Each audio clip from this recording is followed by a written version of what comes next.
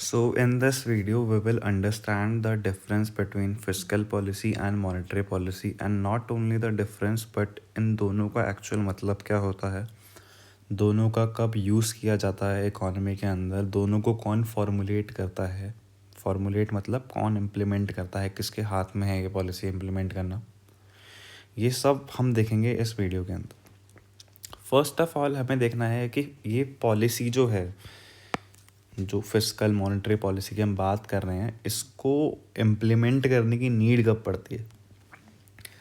इसको इम्प्लीमेंट करने की नीड पड़ती है या तो कंट्री के अंदर इन्फ्लेशन हो,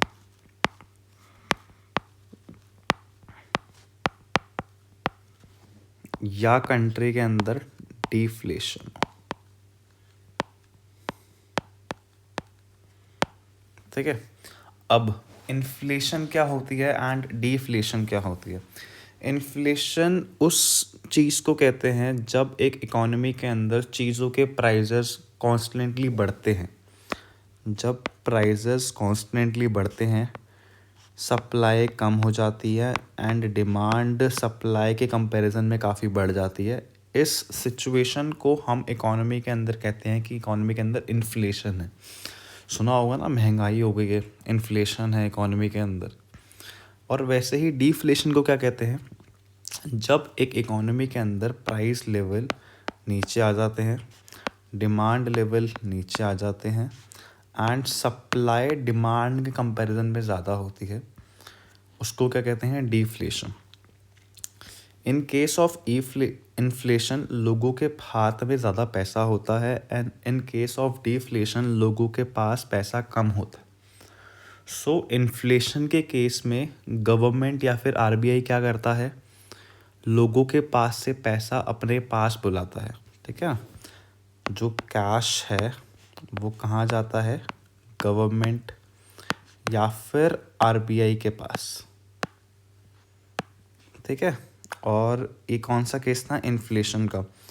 और डिफ्लेशन के केस में क्या होता है, जो कैश है वो गवर्नमेंट से किसके पास जाता है, पब्लिक के पास।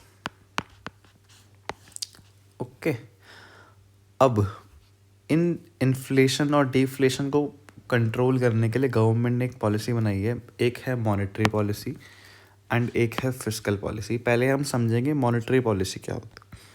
मॉनेटरी पॉलिसी दो टाइप की होती है, एक होता है क्वांटिटेटिव, एक होता है क्वालिटेटिव। क्वांटिटेटिव मतलब जहाँ पे हम नंबरों में डील करते हैं, क्वांटिटी में डील करते हैं, वेयरएज क्वालिटेटिव मतलब जहाँ पे हम क्वालिटी के बेसिस, नंबर के बेसिस पे कुछ नहीं होगा, क्वालिटी के बेसिस पे होता है। ओके, फर्स्ट हमारे पास जो क्वांटिटेटिव टूल है वो है रेपो रेट। रेपो रेट का मतलब होता है rate at which RBI lends money to commercial bank for short term. क्या बोला मैंने, जब आरबीआई मनी देगा किसको, बैंक्स को, फॉर शॉर्ट टर्म। ठीक है, अच्छा, एक specific rate of interest charge करता है आरबीआई। अगर इकोनॉमी के अंदर इन्फ्लेशन है,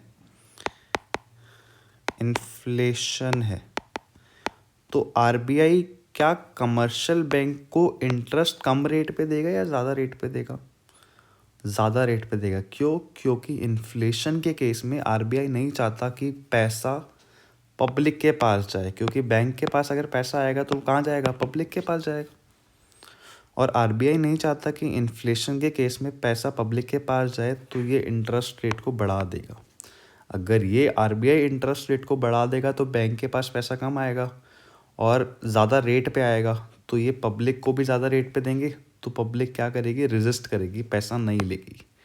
ठीक है ना, पब्लिक से यहाँ पे क्या हो जाएगा, डिमांड क्या हो जाएगी, कम हो जाएगी। तो लोगों ने पैसों की डिमांड कम करी, एक तरह से लोगों के पास पैसा कम गया, तो इन्फ्लेशन कंट्रोल हो जाएगी। सिमिलरली अगर कंट्री के अंदर डिफ्लेशन होती, और बैंक्स जाते आरबीआई के पास पैसा मांगने और आरबीआई उन्हें पैसा दे देता बैंक्स को, ठीक है। तो आरबीआई किस रेट पे देता, कम रेट पे देता है ज़्यादा रेट पे देता, कम रेट पे देता। क्यों? क्योंकि आरबीआई खुद चाहता है पब्लिक के पास अब पैसा जाए। आरबीआई वांट्स कि पब्लिक के पास पैसा जाए, उनके पास लोन कैपेसिटी उनकी बढ़े, ठीक है ना। सो इस तरह रेपो रेट के थ्रू गवर्नमेंट ने क्या कंट्रोल करा, इन्फ्लेशन एंड डिफ्लेशन। अब वैसे ही बैंक रेट होता है, bank rate is nothing but similarly repo rate जैसा होता है। मैं इसको वापस ले आता हूँ, सेम रेपो रेट जैसा होता है, बस एक छोटा सा फ़र्क होता है कि शॉर्ट टर्म नहीं होता, थोड़ा सा मीडियम टर्म या लॉन्ग टर्म होता है। क्या होता है? लॉन्ग टर्म होता है, लॉन्ग टर्म होता है। बाकी सारा प्रोसेस वही है।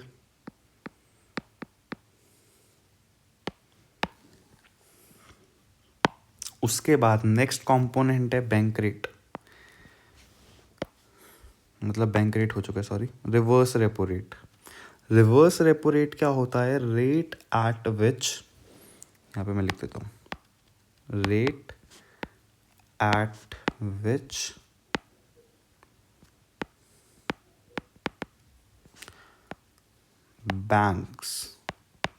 बैंक्स मतलब किसकी बात हो रही है? कमर्शियल बैंक्स की, ठीक है। Commercial banks lends money to RBI, ठीक है ना। अब क्या हो रहा है कि जो कमर्शियल बैंक्स है वो अपना पैसा कहाँ जाके डिपॉजिट कर रहे हैं? आरबीआई के अंदर, ठीक है। अच्छा, अगर कंट्री के अंदर इन्फ्लेशन है, अगर इकोनॉमी के अंदर इन्फ्लेशन है और बैंक्स जा रहे हैं अपना पैसा आरबीआई के पास डिपॉजिट करवाने, तो आरबीआई इंटरेस्ट रेट ज़्यादा चार्ज करेगा या फिर कम चार्ज करेगा?